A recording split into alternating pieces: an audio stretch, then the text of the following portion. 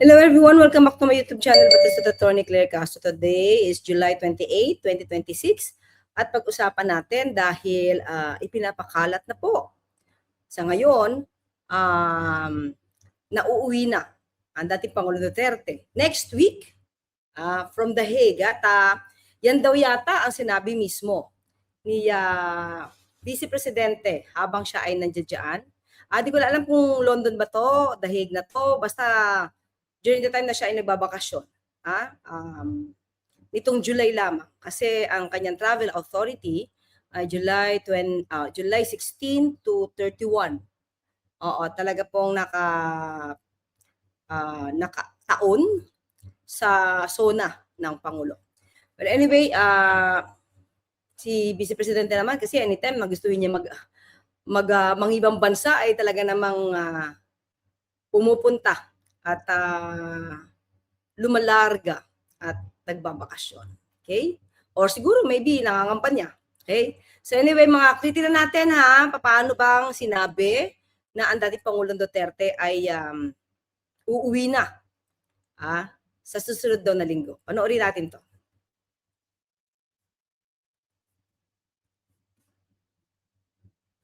Susunod na pagpapasalamat ay mula po sa akin at sa aking mga... Makikita muna tayo ng ano ba to? Video, reels.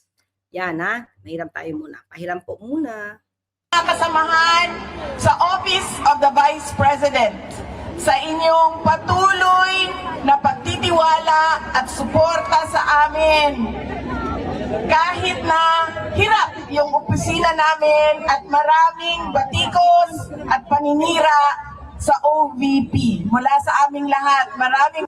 At tanong natin muna, ano yung paninira sa OVP? Tanong natin, di ba? Ano in particular yung paninira sa OVP? Ang tingin ko number one na natatanggap yung negatibo ay yung lagi kang wala. Laging wala ang Vice Presidente. At malamang lang naman to mga kaklir. Hindi natin alam kung sino inutusan niya. Pero pinaka-chief niya dyan, di ba? Ay si Atty. Zuleika Lopez. So most probably, lagi naiiwan si Atty. Zuleika Lopez or sino man na siyang, imagine nyo, halos kalahating buwan. Or minsan, mahigit pa or mag-iisang buwan ang kanyang pagbabakasyon at iniiwan niya ang OVP. At sinasabi naman ng OVP na tumatakbo ito kahit wala siya. Di ba? So it means, lumalabas pa na yung kanyang presence ay hindi naman importante dahil maaari ito patakbuhin ng mga taong iiwan niya. Well, anyway, sabi naman niya, mga clear, ay dyan siya eksperto. May mga pagkakataon na wala naman siya talagang alam, katulad dun sa DepEd at inamin niya na wala siyang expertise, no? Pagdating doon sa DepEd at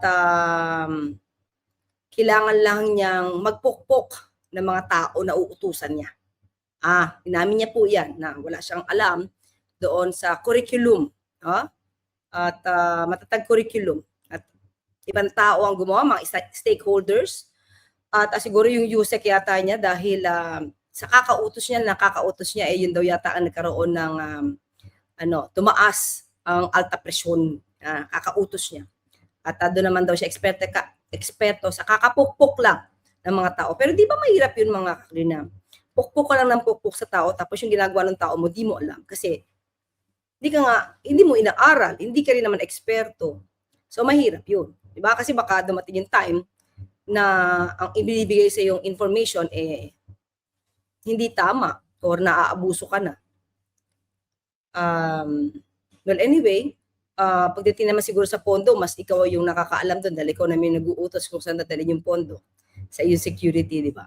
Well, anyway, mga kri, ayan ulitin natin. So, naninira daw, sinisira ng OVP. Ang tingin ko naman na nagpa-flag lang naman sa OVP ay ang COA. Di ba? Ghost projects, rather,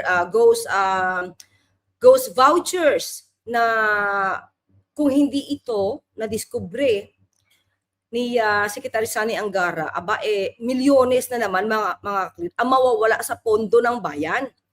Dahil may mga ghost students. Diba? May ghost vouchers para sa mga ghost students. Wala talagang listahan na ganun mga estudyante, pero nakakasingil na milyones yung mga schools. Yun yun sa panahon Vice Presidente. O, pinaano ko na sa inyo to, mga ka-clear, pinakita ko na sa inyo dati, okay? Sige, tingnan natin ha. Ito hindi naman paninira, mga ka-clear. Dahil ito ay totoo, naimbestigahan to. So, ibig sabihin ba, ayan mga ka-clear, pakita ko ha. Wait lang.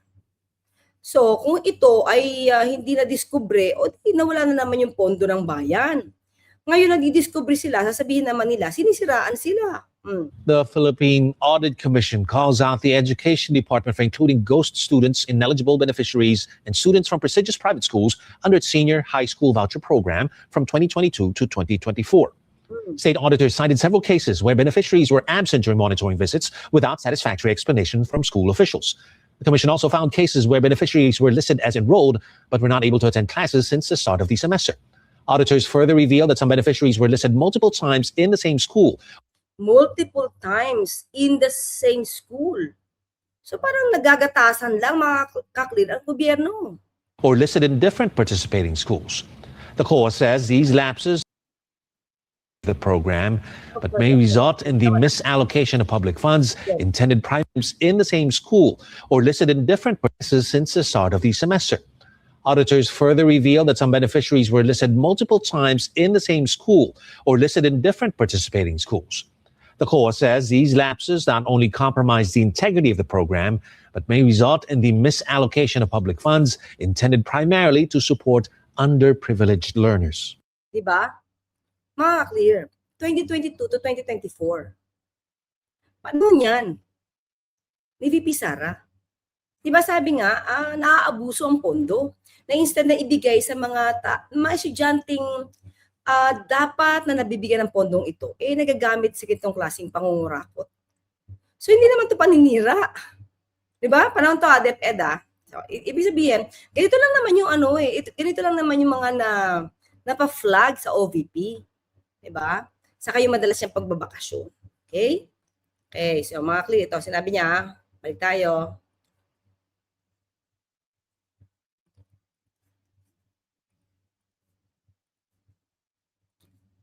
Maraming salamat sa inyo, mga kababayan namin.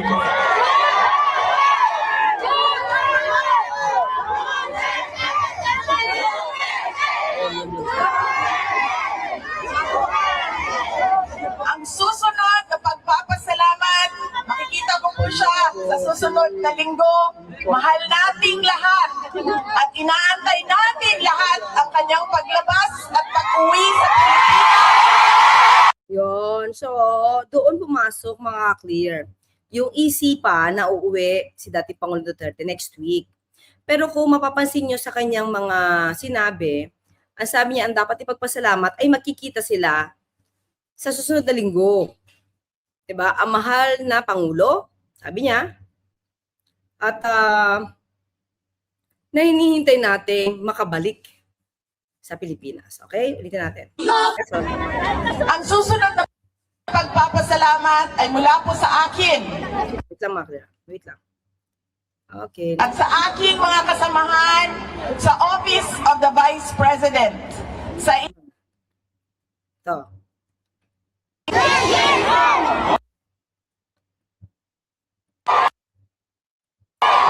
Wait lang. Yan. Ito lang naman, makikita ko po siya sa susunod na linggo. Ayan, susunod na linggo makikita sila. Mahal nating lahat at inaantay natin lahat ang kanyang paglabas at pag-uwi sa Pilipinas. Diba? Hinihintay lang ang pag-uwi sa Pilipinas. Pero hindi naman niya sinabi na uwi sa susunod na linggo. Diba?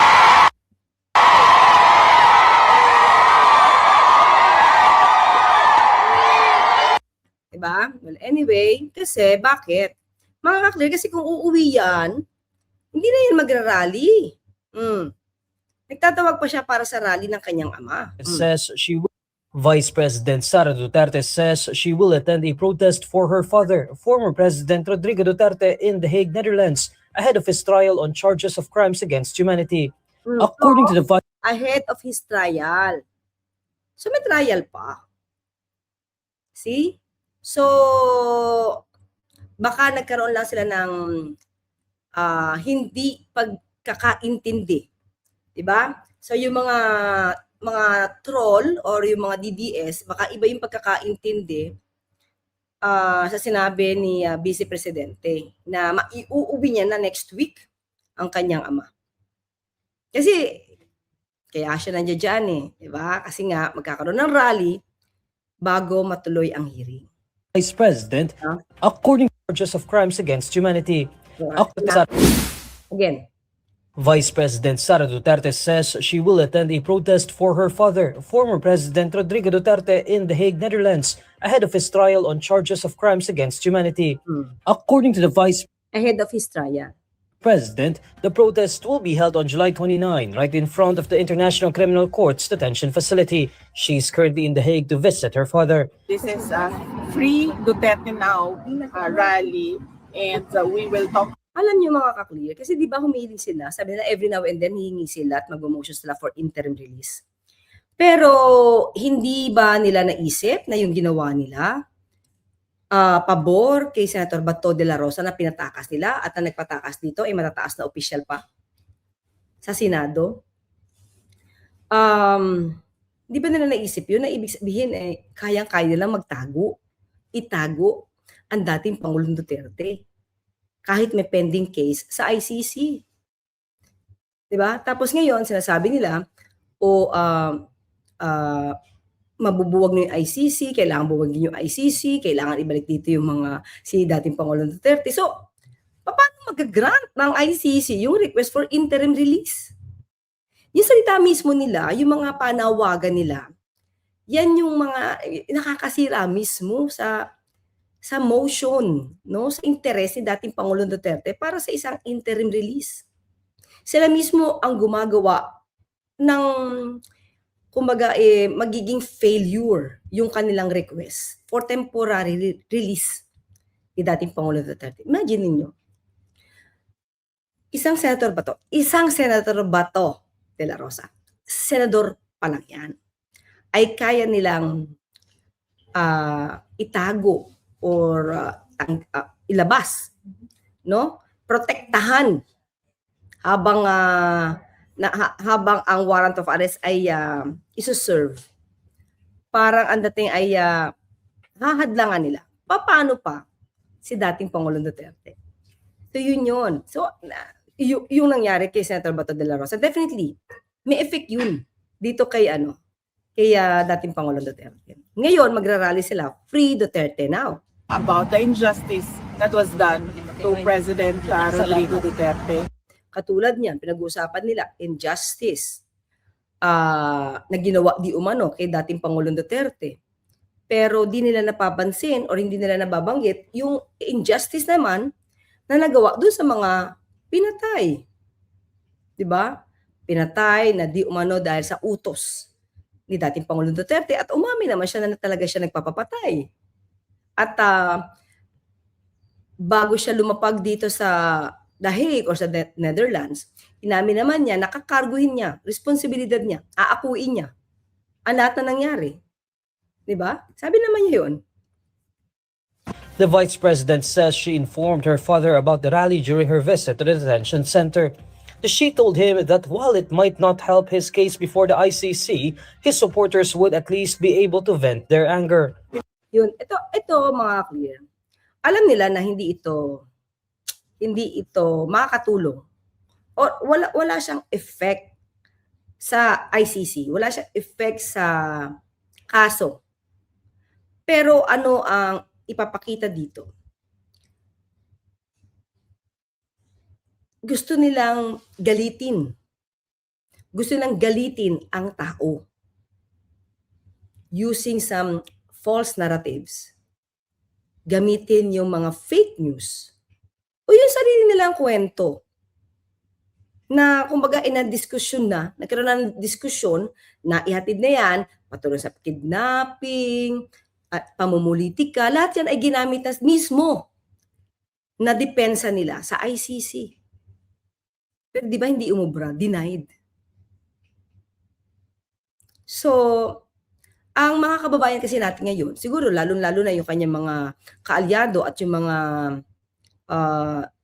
sumasamba sa kanila o ginagawa silang puon, hindi nakita o hindi nila talaga pinapansin yung nangyari doon sa mga pinatay. Hindi nila pinag-uusapan dito yung injustice doon sa mga pinatay na hindi man lang umabot sa korte. Pero syempre, ang kanilang naratibo, dapat lang yan. Di ba? Kasi ano sila addict sila ang tanong, na-prove ba na yung mga pinatay na yan ay addict? Na-prove ba na yung mga pinatay na yan ay drug dealer? Wala wala kang pagkukuha ng ebidensya, wala kang panghuhugutan para masabi na ang pagkukondena sa mga taong pinatay ay valid. Nagkataon lang siguro itong mga nagrarally behind this, hindi kamag-anak nila ang nadisgrasya. Hindi ang kamag-anak nila ang nabiktima ng EJK. Pero kung kamag-anak nyo yan at alam nyong walang kasalanan yung kamag-anak nyo, ano kaya maramdaman nyo? Diba? Saka yung sinasabi na nakakalakad kahit na gabi, naku, mga ka-clear. Tandaan natin, ano bang sabi ni General Torre? At that time, na siya nasa Davao, Regional Director. Nung tinignan niya ang records, mga ka-clear, ay na doktor. Hindi inilagay yung mga crimes. Halimbawa daw, ninakaw na wallet, ninakaw na cellphone. Ang ipapalabas lang doon, missing lang.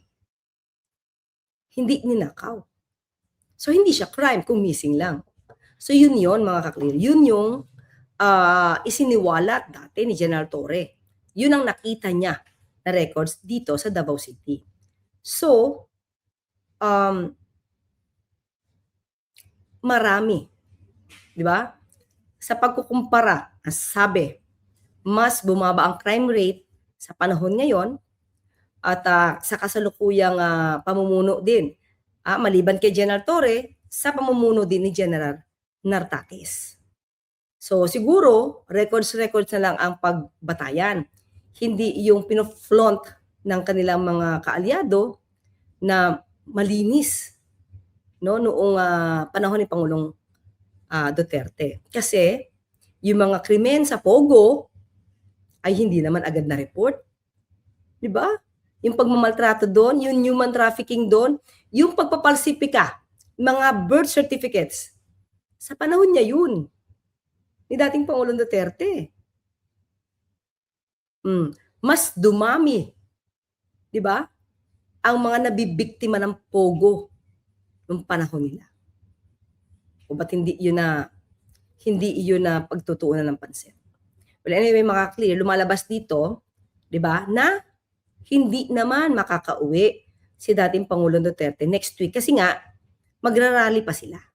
Naalam ko ito kay President Duterte at sinabi ko sa kanya na I do not think this will help your case since from previous rallies napapansin namin na kinukuha ng ICC yung mga sinasabi natin at ginagawa nilang basihan sa kanilang mga desisyon.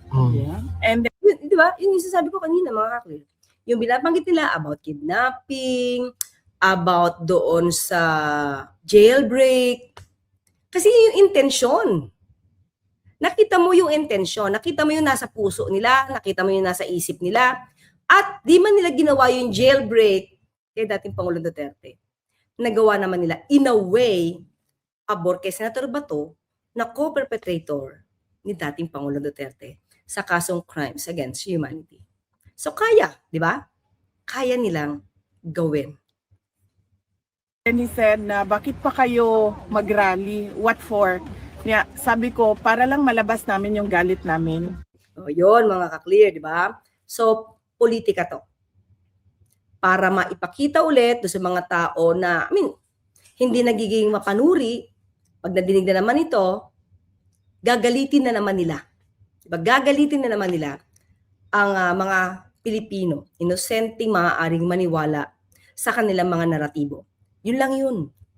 Politika yun. Kasi sabi nga wala namang effect, walang saysay, pero ilalabas lang nila yung galit nila. So, pamumulitika to at palalabasin nila na sila yung kaawa-awa, si dating Pangulong Duterte ngayon yung kaawa-awa na hindi binabanggit ang naging estado, yung naging struggle ng mga pamilya ng mga taong pinatay ni dating Pangulong Duterte o pinapatay ni dating Pangulong Duterte. Yun lang yun. Okay mga clear?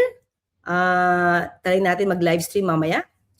Okay, see you in a while. Bye-bye. Thank you. Don't forget to like, share, and subscribe.